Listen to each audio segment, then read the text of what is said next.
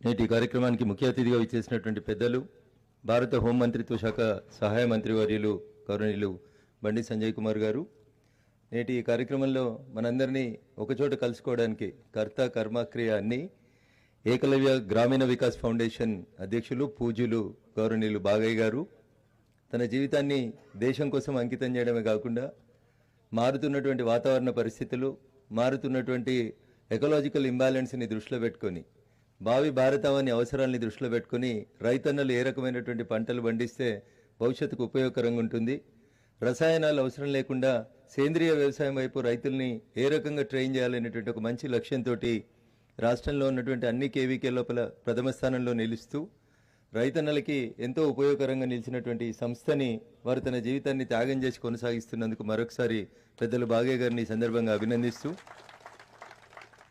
మంగిలాల్ జాట్ గారు director general ఐసీఐఆర్ గారు, కుమార్ గారు డైరెక్టర్ ఐసీఐఆర్ గారు, వినోద్ కుమార్ సింగ్ గారు, షేక్ అండ్ మీరా గారు డైరెక్టర్ గారు, రైతులలో ఉత్సాహాన్ని నింపి చప్పట్ల ద్వారా ఈ కార్యక్రమాన్ని ముందుకు తీసుకెళ్లినటువంటి మీరా గారు, తారా సత్యవతి గారు డైరెక్టర్ ఐసీఐఆర్ గారు, సుందరం గారు డైరెక్టర్ ఐసీఐఆర్ గారు, జిల్లా అదనపు కలెక్టర్ నగేష్ గారు, చైర్మన్ ఈజీబీఎఫ్ వెంకటేశ్వరరావు గారు, సెక్రటరీ ఈజీబీఎఫ్ శ్రీరామ్ చంద్రమూర్తి గారు, ముఖ్యంగా అంతర్జాతీయ మహిళా దినోత్సవాన్ని ఈరోజు జరుపుకుంటున్న సందర్భంగా స్థానిక మన తునికి సర్పంచ్ సోదరి ధనలక్ష్మి గారికి, వేదిక ముందున్నటువంటి మహిళా రైతులందరికీ కూడా, అదేవిధంగా వేదిక మీద ఉన్నటువంటి CSR Indian Institute of Chemical Technology Srinivas Reddy గారికి, వేదిక ముందున్నటువంటి గౌరవ ప్రజాప్రతినిధులు మా Narsapur municipal vice chairperson Bucchesh Yadav గారికి, ఇతర కౌన్సిలర్లకి, సెల్ఫ్ హెల్ప్ గ్రూపులను రిప్రజెంట్ చేస్తూ ఇక్కడికి వచ్చినటువంటి మహిళా సోదరిమణులకి, ప్రింట్ ఎలక్ట్రానిక్ మీడియా మిత్రులందరూ కూడా నమస్సుమాంజలు.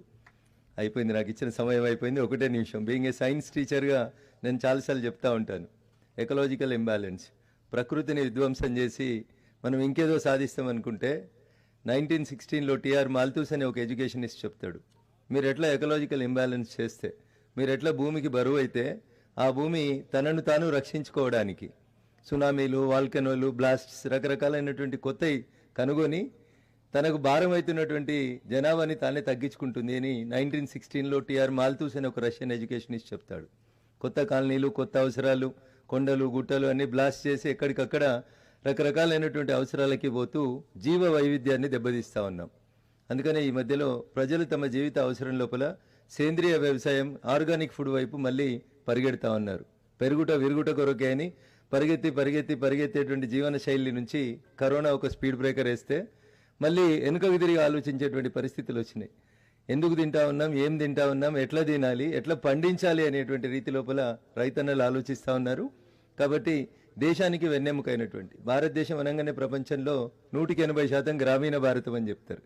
అట్లాంటి గ్రామీణ భారతంలో ఉన్నటువంటి రైతన్నలకి ఏం పండించాలి, ఎట్లా పండించాలి, కమర్షియల్ క్రాప్స్ లోపల కెమికల్స్ వాడుతూ పండిస్తున్న వాళ్ళకి పోటీగా సేంద్రియ వ్యవసాయంతో మనం పంటల ఉత్పత్తిని ఎట్లా పెంచవచ్చు అనేటువంటి ఒక మంచి లక్ష్యంతో, ఎట్లాంటి స్వార్థం లేకుండా, ఎట్లాంటి ప్రచారం లేకుండా ప్రజా ప్రయోజనాల కోసం మాత్రమే పనిచేస్తున్నటువంటి సంస్థ ఏకలవ్య గ్రామీణ వికాస్ ఫౌండేషన్. పెద్దలు బాగయ్య గారి ఆహ్వానం మేరకు నేను రంగారెడ్డి జిల్లాలో కూడా పాలిటెక్నిక్ కాలేజ్, ఇతర క్యాన్సర్కి సంబంధించినటువంటి కొన్ని ఆర్గానిక్ మెడికల్ ప్లాంట్స్ని ప్లాంటేషన్ చేసేటువంటి సందర్భంగా ఒకసారి వారు పిలిస్తే వెళ్ళడం జరిగింది. దాదాపు ప్రతి కుటుంబంలో ఎవరో ఒకరు క్యాన్సర్ బారిన పడుతూ ఉన్నారు. సో ప్లాస్టిక్ వాడడం మానేద్దామని వేదికల మీద ఎంత చెప్పినా తిరిగి ప్లాస్టిక్ మళ్ళీ మన నిత్య జీవితంలో ఒక భాగం అవుతా ఉంది.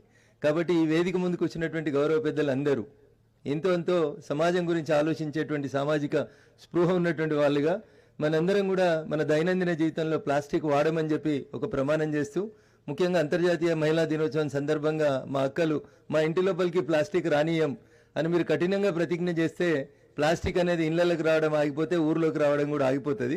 కాబట్టి దయచేసి మా సోదరిమణులందరూ కూడా ఇంత మంచి రోజు అంతర్జాతీయ మహిళా దినోత్సవం రోజు మా ఇంట్లోకి మేము ప్లాస్టిక్ రానియం, మా పిల్లల్ని క్యాన్సర్కి దూరంగా ఉంచుతామని ప్రమాణం చేయడంతో పాటు మీ ఇంటి వెనకాల ఉన్నటువంటి పెరడ్ని, మీ దాబా మీద ఉన్నటువంటి ప్లేస్ని వీలైతే ఆర్గానిక్ వ్యవసాయం చేయడానికి, లేదా భారత ప్రధాని నరేంద్ర మోడీ గారు చెప్పినట్టు రెన్యూవబుల్ ఎనర్జీ వైపు ఆర్సీసీ బిల్డింగ్స్, స్లాబ్స్ ఉన్న బిల్డింగ్స్ అయితే దయచేసి సోలార్ ప్లేట్లు పెట్టుకొని రెన్యూవబుల్ ఎనర్జీని మీ ఇంటి అవసరాలకి వాడుకోవడంతో పాటు వీలైన చోట మీకు ఇంటి వెనక పెరడు ఉండి ఇంకో 4 సోలార్ ప్లేట్లు ఎక్కువ పెట్టుకోగలిగితే దయచేసి ఈ దేశంలో భావి తరాల అవసరాలకు ఉపయోగపడేటువంటి రెన్యూవబుల్ ఎనర్జీ వైపు మనందరం కూడా అడుగులేయాలి.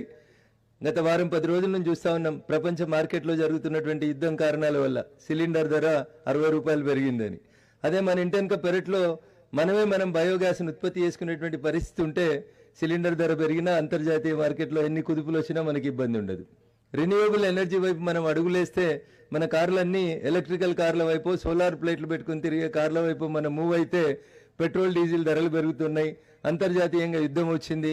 20 రోజులకే భారతదేశంలో చమురు నిల్వలు ఉన్నాయనేటువంటి భయపెట్టాల్సినటువంటి పరిస్థితి ఉండదు. కాబట్టి చిన్నప్పటి నుంచి ప్రతి రైతు తన పెరడులో తానే తనకు అవసరం ఉన్నటువంటి ఇంటెనకపోతే కోళ్ళు, మేకలు, బర్రెలతో పాటు పెరట్లో పండించుకున్నటువంటి కూరగాయలతో నిండు నూరేళ్లు బతికేవారు. ఇప్పుడు బాగయ్య గారిని చూస్తే చాలా మంది ఈ వేదిక మీద ఉన్నోళ్ళం, వేదిక కింద ఉన్నోళ్ళం కూడా సిగ్గుపడాలి. వారు నాకు తెలిసి 75-80 సంవత్సరాల వయసులో ఉంటారు. కానీ ఎంత స్పీడ్గా నడుస్తారు, ఎంత స్పీడ్గా పనిచేస్తారు, ఫీల్డ్లో ఎట్లా ఉంటారు అనేది ఒకటి చూస్తే మీరు ఒకసారి అర్థం చేసుకోవాలి. మనలో సగం మందికి కింద కూర్చోవడం రాదు, సకల ముక్కలో పెట్టుకోవడం రాదు, యోగా అనేది తెలియదు. కానీ వారు పూర్తిగా ఆర్గానిక్ వ్యవసాయాన్ని పండిస్తూ రైతులకి నేర్పిస్తూ తనని తాను కాపాడుకుంటూ ఈ దేశం కోసం తన చివరి శ్వాస కోసం పనిచేస్తా ఉన్న పెద్దలు బాగయ్య గారిని మనందరం కూడా ఆదర్శంగా తీసుకొని మన పార్లమెంట్లో, ముఖ్యంగా నా పార్లమెంట్లో మా మెతుకు జిల్లా, మెతుకు సీమ ఒకప్పుడు ఇది అందరికీ మెతుకులు పెట్టింది, అన్నం పెట్టినటువంటి ఈ జిల్లాలో రైతన్నల్ని ఆదర్శవంతమైనటువంటి వ్యవసాయం వైపు నడిపిస్తున్నందుకు మరొకసారి ఏకలవ్య గ్రామీణ వికాస్ ఫౌండేషన్ని అభినందిస్తూ అంతర్జాతీయ మహిళా దినోత్సవం సందర్భంగా మరొకసారి స్థానిక సర్పంచ్ గారికి, వేదిక ముందున్నటువంటి మా మాతృమూర్తులందరూ కూడా శుభాకాంక్షలు, అభినందనలు తెలియజేస్తూ ప్రతి ఒక్కరం సేంద్రియ వ్యవసాయం వైపు అడుగులేసి మన దేశాన్ని ప్రపంచానికి మార్గదర్శనంగా నిలుపుతూ నాటి నరేంద్రుని కళ విశ్వగురువు నేటి నరేంద్రుని హయాంలో సంపూర్ణం చేయాలని మీ అందరినీ కోరుకుంటూ అవకాశం ఇచ్చిన వేదికకు, వేదిక మీద ఉన్న పెద్దలందరికీ కూడా కృతజ్ఞతా వందనాలు తెలియజేస్తూ సెలవు తీసుకుంటా ఉన్నాను. జై హింద్, జై భారత్, జై కిసాన్.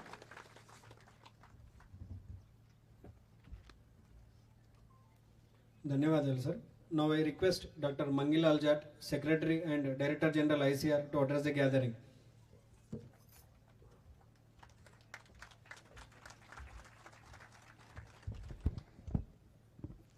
नमस्कार। आप में से कितने लोगों को अंग्रेजी अच्छी आती है? हाथ खड़े करें। इंग्लिश। कितनों को ज़्यादा हिंदी ठीक समझ में आती है? हाथ खड़ा करें।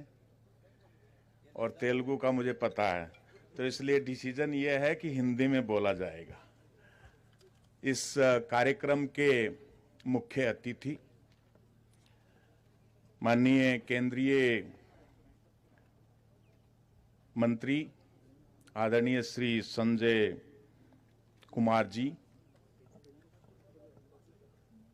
आदरणीय श्री भाग्या जी, आदरणीय मेडक